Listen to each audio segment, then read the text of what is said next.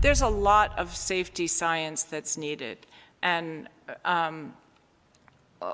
without the good science, we can't have good communication. So although I'm talking about all these other contextual issues and communication issues, it absolutely needs the science as the backbone.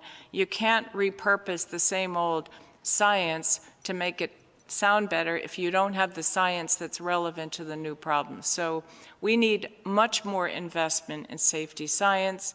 I think we cannot overemphasize the fact that we really don't have very good safety monitoring systems in many countries, and this adds to the miscommunication and the misapprehensions, because we're not able to give clear-cut answers when people ask questions about the deaths that have occurred due to a particular vaccine, and this always gets blown up in the media.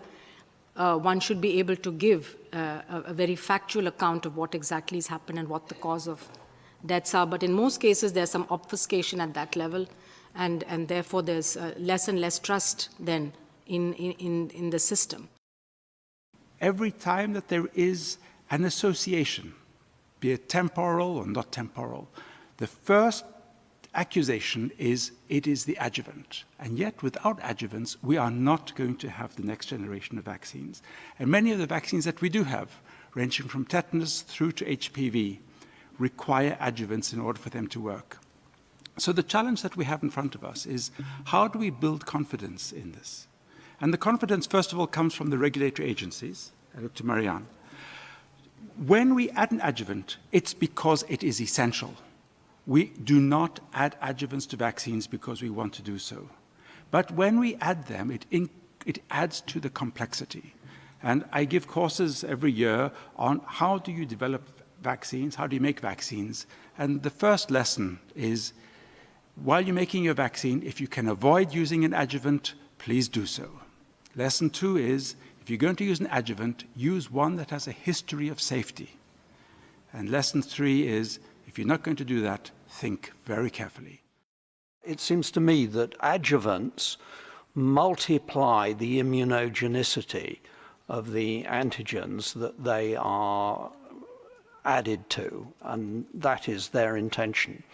It seems to me they multiply the reactogenicity in many instances, and therefore it seems to me that it is not unexpected if they multiply the incidence of adverse reactions that are associated with the antigen, but may not have been detected through lack of statistical power in the original studies.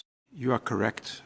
As we add adjuvants, especially some of the more recent adjuvants, such as the AS01, saponin-derived adjuvants, we do see increased local reactogenicity. The primary concern, though, usually is systemic adverse events rather than local adverse events. And we tend to get in the phase 2 and the phase 3 studies quite good data on the local reactogenicity.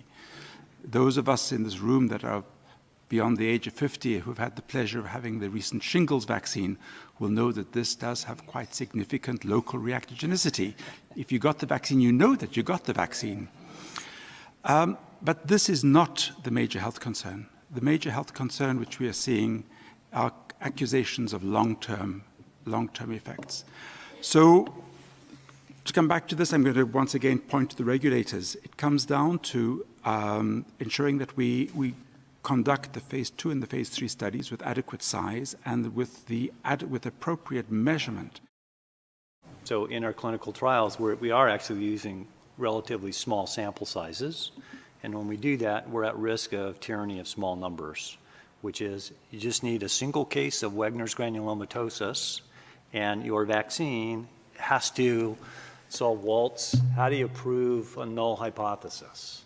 And it takes years and years to try to figure that out. So it's a real conundrum, right? Getting the right size, dealing with the tyranny of small numbers, making sure that you can really do it. And so I think one of the things that we really need to invest in are kind of better biomarkers, better mechanistic understanding of how these things work so we can better understand adverse events as they come up.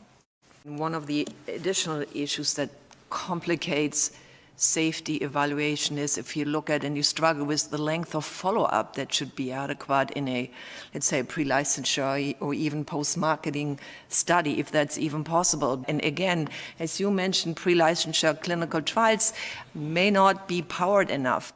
It's also the subject population that you administer the adjuvant to, because we've seen data presented to us where an adjuvant, a particular adjuvant added to a vaccine antigen did really nothing when administered to a certain population, and it's usually the elderly, you know, compared to administering the same formulation to younger age strata. So these are things which need to be considered as well and further complicate safety and effectiveness evaluation of adjuvants combined with vaccine antigens.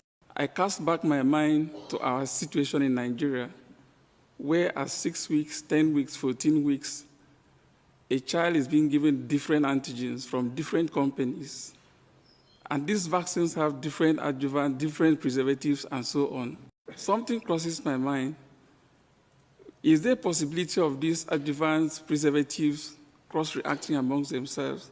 Have there ever been a study on the possibility of cross-reactions from the panel members that you can share the experience with us?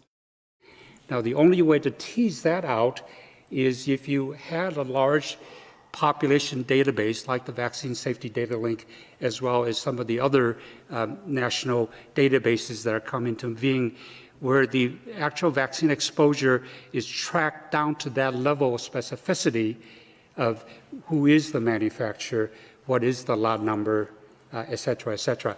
And there's initiative to try to make the vaccine label information barcoded so that it includes that level of information, so that in the future, when we do these type of studies, we're able to tease that out.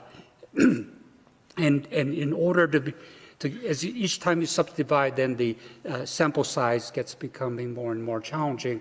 And that's what I said earlier today about that we're really only in the beginning of the era of large data sets where hopefully you could start to harmonize the databases for multiple studies. And there's actually an initiative underway. Helen there may want to comment on it to try to get more national vaccine safety database linked together so we could start to answer these type of questions that you just raised. The other thing that's a trend and an issue is not just confidence in providers, but confidence of healthcare providers.